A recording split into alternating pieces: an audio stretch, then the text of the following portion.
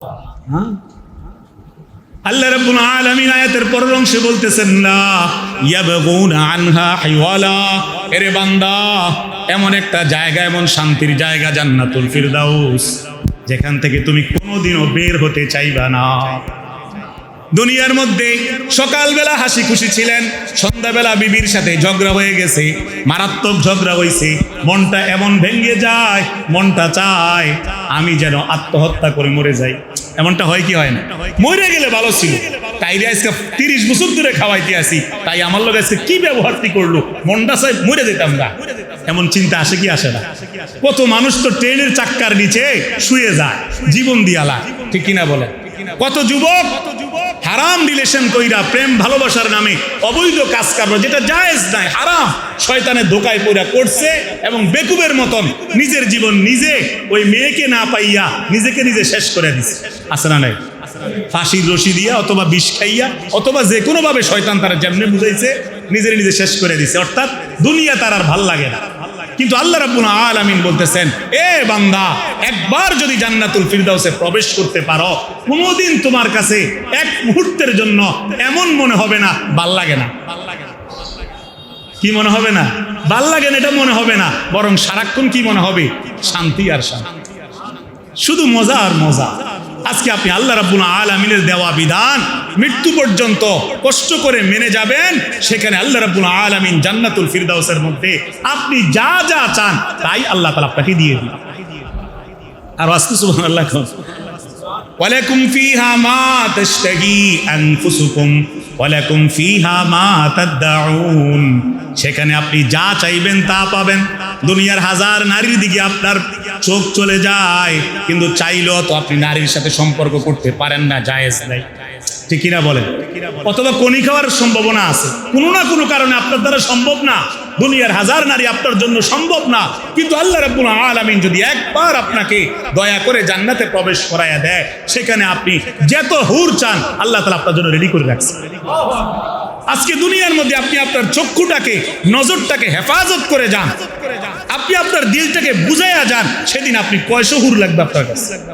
কি ভাই, আপনি বলবেন হুজুর শুনছিলাম 70টা দিবে। আরে ভাই, 70টা দিয়ে আপনি কি বুঝছেন? গন্যা আল্লাহ 70টা দিয়া এখন দরজা লাগাই দিব নাকি? আরে না ভাই, 70 মানে আধিক্য বুঝানো হয়। রমজান মাসেও তো একটা ন্যাক আমল করলে 70টা ন্যাক আমলের সওয়াব, এর মানে শুধু 70টা। সাধারণ ন্যাক আমলে তো 10 থেকে 700 গুণ হয়ে যায়, তাহলে 70টা হইলে তো এটা কমে না তাইলে রমজান মাসে। আল্লাহ তাআলা অনেক বেশি দিবে, এটা বুঝাইতে যাইয়া 70 বলে, কথা বুঝেন নেই? তো বান্দার আমল যত বেশি, আল্লাহ তাআলা যার উপর দয়া করবেন যত বেশি, তার হুরের পরিমাণ হবে, তার সম্মান, তার মর্যাদা হবে তত বেশি।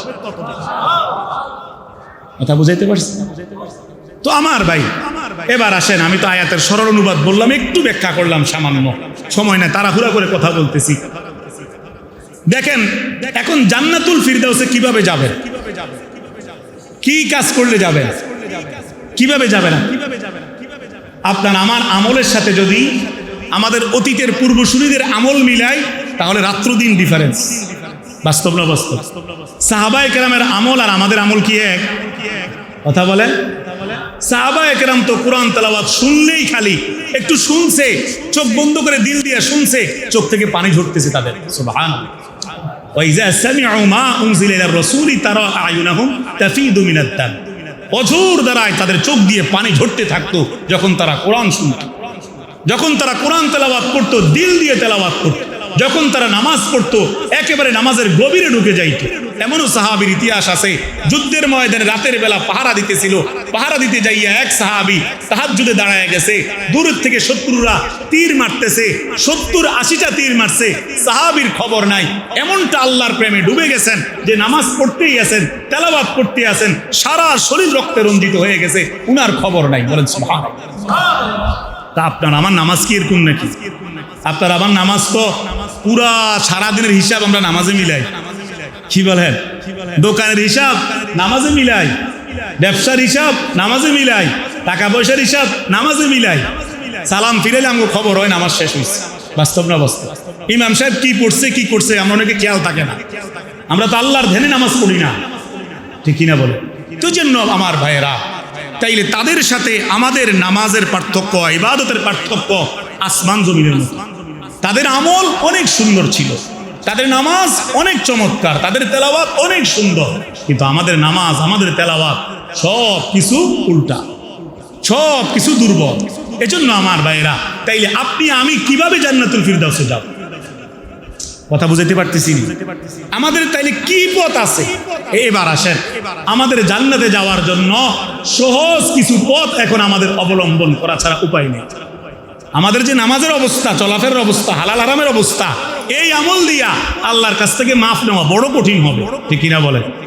হ্যাঁ, বড় কঠিন হবে।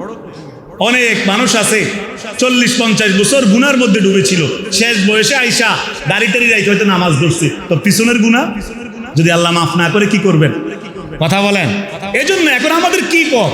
আমাদেরকে কিছু সুরত অবলম্বন করতে হবে, এমন কিছু নেক আমল করতে হবে নবীজি যেগুলো বলে দিয়ে গেছে, অথবা আল্লাহ যেগুলো বলছে, যেই নেক আমলগুলোর মাধ্যমে জান্নাতে যাওয়াটা মোটামুটি সহজ হবে।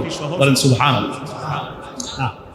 তাহলে 1 নাম্বার জান্নাতে যাওয়ার সহজ একটা পথ আমি 1 নম্বরে বলি, সেটা হচ্ছে কাসরাতু তিলাওয়াতিল কুরআন, মানে হচ্ছে অধিক পরিমাণে আল্লাহর কোরআন তেলাওয়াত করা। কি তেলাওয়াত করা বলেন? আল্লাহর কোরআন তেলাওয়াত করা। কোরআন তেলাওয়াত আছে আমাদের মধ্যে? রমজান মাস শেষ, কোরআন শরীফ মসজিদে জমা দিয়ে দিয়েছে। কথা বলেন। আমাদের বাড়িঘরগুলোর মধ্যে প্রত্যেকের হাতে একটা করে মোবাইল আছে না নাই? ক্লাস মোবাইল এগুলো জামাইয়ের কাছে আছে, বউয়ের কাছে আছে, বাচ্চাদের কাছেও আছে, ছেলেদের কাছেও আছে, মেয়েদের কাছেও আছে, ঠিক কিনা বলেন? কিন্তু প্রত্যেকের একটা করে তো মোবাইল আছে, প্রত্যেকের একটা করে কোরআনে কারীমের কোনো কপি আছে? কোরআন শরীফ আসেনি একটা করে? আরে কথা কর না, আছে? যাও একটা ছিল আলমারির উপরে, সিরা নষ্ট হয়ে গেছে, এটাই না মসজিদের এখানে থুইয়া দেয়। বাস্তব না বাস্তব? তো আল্লাহর রাসূল বললেন অধিক পরিমাণে কোরআন তেলাওয়াত করো। অধিক পরিমাণে কোরআন তেলাওয়াতের মাধ্যমে সহজে জান্নাতে যাওয়ার পথ আছে। কিভাবে? আল কোরআনু শাফিঈন মুশাফফা। কোরআন পাঠকারীর জন্য আখিরাতে সুপারিশ করবে 2 জায়গায়। কয় জায়গায় বলেন? 2 জায়গায়। 1 নাম্বার কবরে, 2 নাম্বার কিয়ামত। তো এই 2 জায়গায় তো বিপদের জায়গা, ঠিক কিনা বলেন?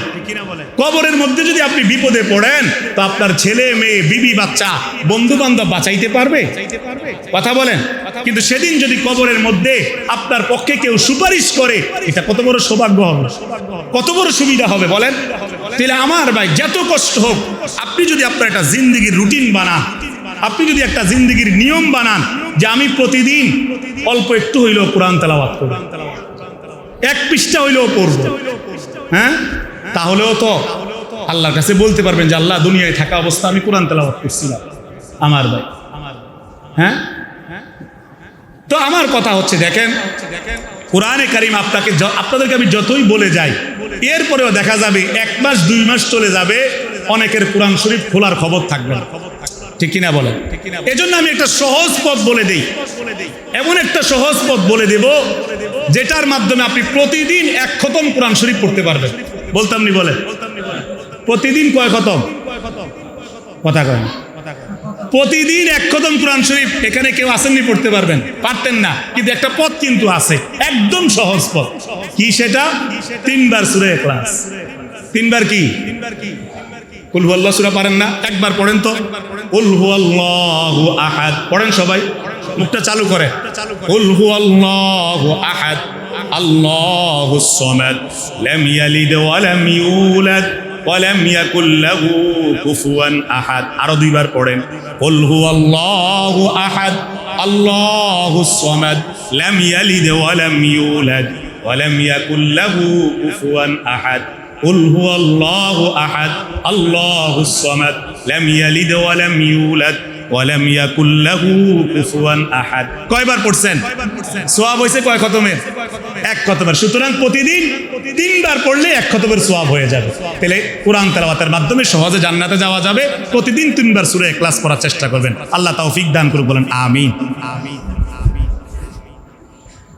বলেন আলহামদুলিল্লাহ। আমি আমার সংক্ষিপ্ত আলোচনা এখানে শেষ করলাম। সবার কাছে দোয়া চাই, কবুল করুন।